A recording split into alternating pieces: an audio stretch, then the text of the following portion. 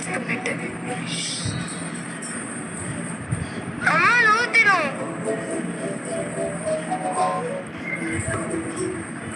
రే, ముందు నువ్వు పెళ్లి గురించి చెప్పరా. నేను చెప్పడానికే మీ అందరినీ పిలుచుకొచ్చానమ్మా. చెప్తాను, కానీ దానికంటే ముందు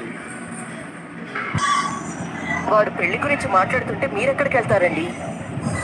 వీడి పెళ్లి నా చావుకొచ్చింది. జస్ట్ 2 minutes, ఇప్పుడే వచ్చేస్తాను. ఏమైంది నాన్నకి? బాస్ మీరు అక్కడున్నారా? వస్తున్నారా? మేడం ఆగండి, అటు సైడ్ రిజర్వ్డ్, మీరు ఇటు సైడ్ వెళ్ళి కూర్చోండి. గణేష్, వాళ్ళు మనవాళ్లే, రానివ్వు. అలాగే సార్. సారీ మేడం, మీరు ఓనర్ గారి తాలూకా అని తెలీదు. వెళ్ళండి మేడం. వీళ్ళెవర్రా? ఉండమ్మా చెప్తాను.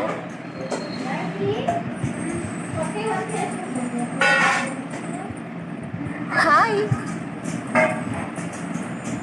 నువ్వు కూడా ఇక్కడే ఉన్నావా? ఏంటి బాస్ సైలెంట్ గా ఇంత సర్ప్రైజ్ ఇచ్చావు? స్పెషల్ దీప కూడా ఇక్కడే ఉంది. దీపని రమ్మనడం, వేళ్ళని రమ్మనడం, ఇదేదో అనుకోకుండా జరిగినట్లేదు, కావాలని చేస్తున్నట్టుంది. అమ్మా స్వప్న అంటే ఈ అమ్మాయి. నమస్తే అమ్మా. నమస్తే. ఇప్పుడు కాలు నొప్పి తగ్గిందా అమ్మా? ఎప్పుడో తగ్గిపోయిందా ఆంటీ? ముందు మీరు అలా వచ్చి కూర్చోండి. వీళ్ళని అక్కడే కూర్చుని పెడుతున్నాడేంటి? Ganesh, 2 soft drinks.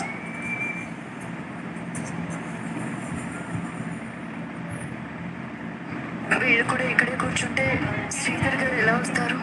Aunty పుట్టుకాయని, radio మింగేసింది అని, తల తింటుంది అని, అవతల వాళ్ళకి మాట్లాడే ఛాన్స్ ఇవ్వదని ఇలా ఏవేవో చెప్పుంటారు. నన్ను చూస్తే అలా అనిపిస్తుందా?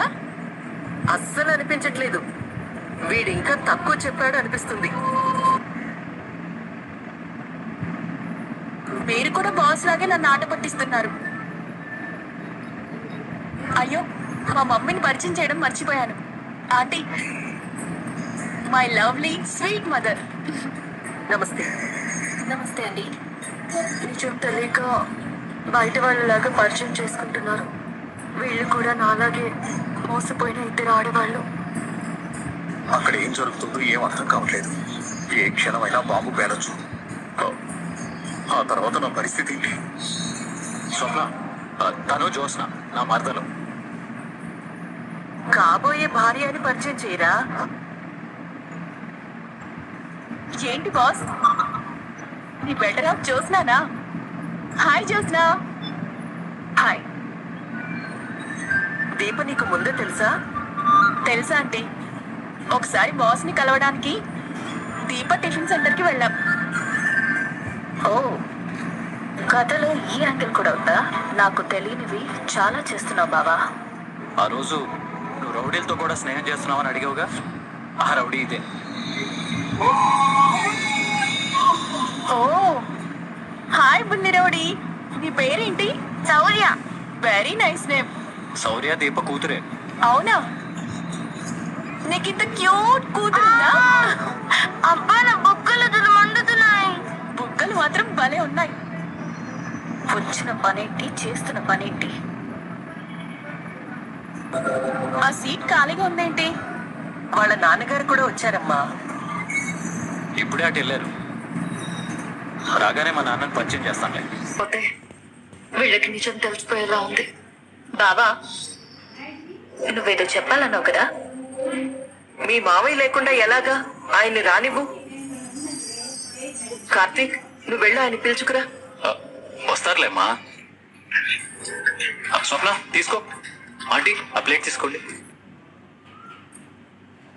ఆర్డర్ చేసిన ఫుడ్ కూడా వచ్చేసింది. మీ నాన్నేంటి ఇంకా రాలేదు?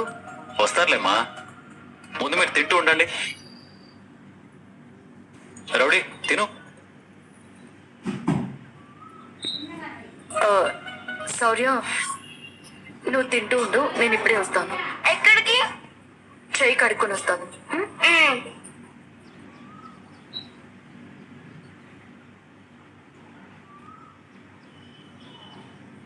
వాష్ బేసిన్ ఇటుంటే దీప అటు వెళ్తోందేంటి? వాళ్ళు అక్కడే కూర్చున్నారండి. అక్కడికి వచ్చారంటే అందరికి నిజం తెలిసిపోతుంది. నీకు థ్యాంక్స్ చెప్పాలో ఎలా రుణం తీర్చుకోవాలో అర్థం కావట్లేదమ్మా. నువ్వు నా గురించి ఆలోచించి పిలవకపోతే నేను వాళ్ళకి దొరికిపోయేవాణ్ణి. నేను ఇప్పటికీ మీ గురించి ఆలోచించట్లేదండి. నిజం తెలిస్తే కాంచన గారు బ్రతకరు. ఆ విషయం మీకు తెలుసు. ఆవిడ నమ్మకాన్ని ఎలాగూ కాపాడలేకపోయారు. ఆవిడ ప్రాణాలనైనా కాపాడండి. ఇది వాళ్ళతో మీరెప్పటికైనా చెప్పాల్సిందే. కానీ ఇది సమయం కాదు. ఏం చేయాలో నాకు అర్థం కావట్లేదమ్మా. మీకు అన్నీ తెలుసు సార్. కాంచన గారి గురించే కాదు, పిల్లల గురించి కూడా ఆలోచించండి. తెలిస్తే వాళ్ళు తట్టుకోలేరు. ఒక రకంగా మీరు అందరి జీవితాలతో ఆడుకుంటున్నారు. ఈ నిజం నేనే కాంచన గారికి చెప్పాలనుకున్నాను, కానీ నాకు ధైర్యం సరిపోలేదు. ఆవిడికి నిజం తెలియగానే చనిపోతుందనే భయంతో ఆగిపోయాను. మనుషుల నమ్మకాలతో మాత్రం ఆడుకోకండి సార్. ఏదో జరుగుతోంది. బాబా, నేను ఇప్పుడే వస్తాను.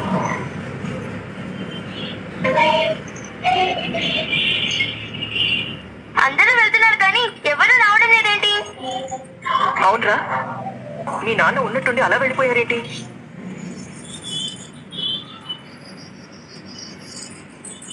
ఇది ఇక్కడితో ఆగేది కాదు.